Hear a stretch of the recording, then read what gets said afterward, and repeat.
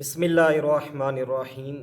قیامت کے دن اعمال ناموں کے اعتبار سے تین طرح کے لوگ اللہ کی عدالت میں پیش ہوں گے۔ نمبر ایک، وہ جن کے نامہ اعمال میں کفر اور شرک ہوگا، یعنی ساری زندگی کفر پہ شرک پہ گزاری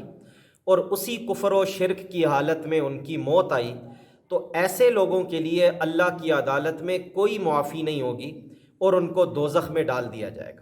دوسرے وہ لوگ جن کے اعمال نامے میں ایمان ہوگا، اعمال صالحہ ہوں گے، یعنی زندگی میں ایمان لایا، پھر اس ایمان پر جمے رہے اور نیک اعمال بھی کرتے رہے،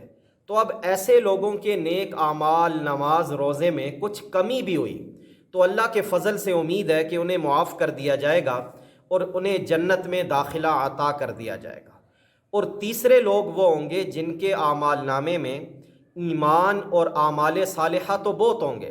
لیکن حقوق العباد میں کمی ہوگی۔ زندگی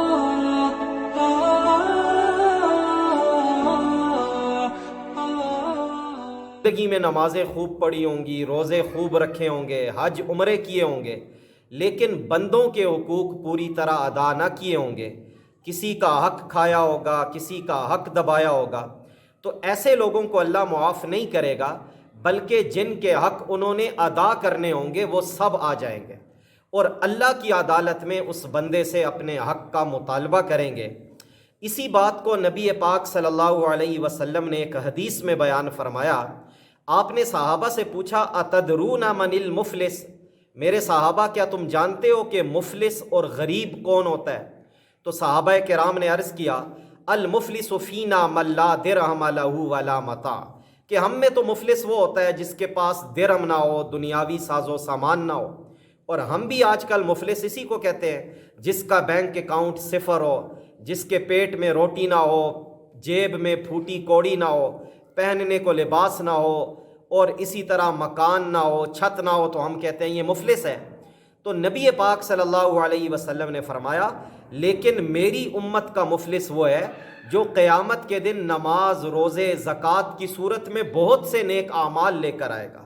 لیکن اس نے دنیا میں کسی کو گالی دی ہوگی، کسی پر تہمت لگائی ہوگی، کسی کی غیبت کی ہوگی، کسی کا مال کھایا ہوگا، کسی کا دل دکھایا ہوگا، تو اس کی ساری نیکیاں اٹھا کر ان صاحب حق لوگوں کو دے دی جائیں گی اور ان لوگوں کے گناہ اس پر لاد کر اس کو دوزخ میں ڈال دیا جائے گا۔ اب دیکھیں یہ کتنی خطرناک بات ہے کہ آدمی نیکیاں کمائے لیکن قیامت کے دن یہ نیکیاں اس کے کام نہ آئیں بلکہ کسی اور کے کھاتے میں ڈال دی جائیں۔ اس لیے ضروری ہے